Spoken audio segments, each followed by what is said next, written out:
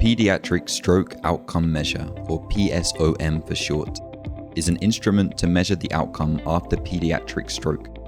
It contains a full, structured neurological examination in Part A. Without Part A, the summary of impressions, Part B, is not valid.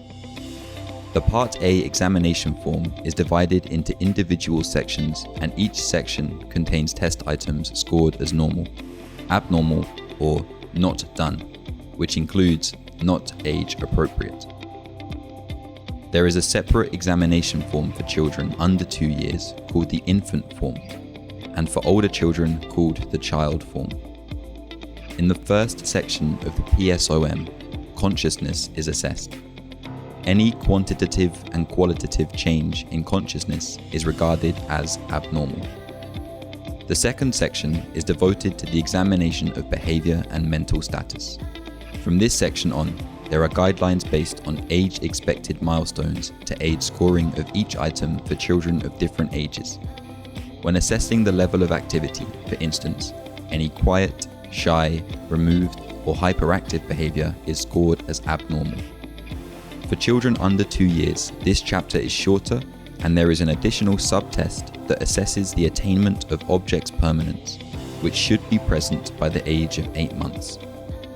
We now turn to the chapter about language. For children under 2 years, this chapter solely comprises the assessment of language development. Under the guidelines on the scoring sheet you can find guidelines for age-appropriate development. For children above 2 years of age, other aspects of language are tested. Among these, language comprehension is examined with illustrations shown in the appendix. The next section assesses the cranial nerves. The list of subtests is the same in both age groups, but there are subtle differences how to perform the examinations. You can find further information on the score sheet. In the infant PSOM for children under 2 years of age, 2 additional sections can be found. These are developmental gross motor and, for infants up to 1 year old, primitive reflexes development. Under this item, the parachute reflex is assessed. In children under 6 months, the support reaction in the fall is examined, while in older children, the support reaction while sitting is checked. The examination of the motor function of the trunk and all 4 limbs is the content of the next section. Assessment should be done on power, tone, and presence of involuntary movements. The latter are further categorized into limb tremor, choreoathetosis, dystonic posturing, and tics. In the section for deep tendon reflexes, the provocation of ankle clonus is assessed in addition to classical tendon reflexes such as biceps, triceps, quadriceps, and Babinski reflex. In the next section, you will find the assessment of fine motor function, finger to nose and heel to shin testing, and balance testing for evaluating cerebellar function. Worth mentioning is the testing of rapid sequential finger movements that should be done back and forth 5 times. What follows are the sections for sensory function and gait. After that, Part A of the PSOM is completed.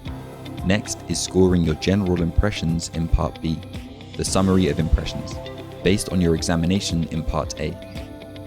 Here, the examiner applies a general score for each of sensory motor, expressive and receptive language, as well as cognitive and behavior deficits.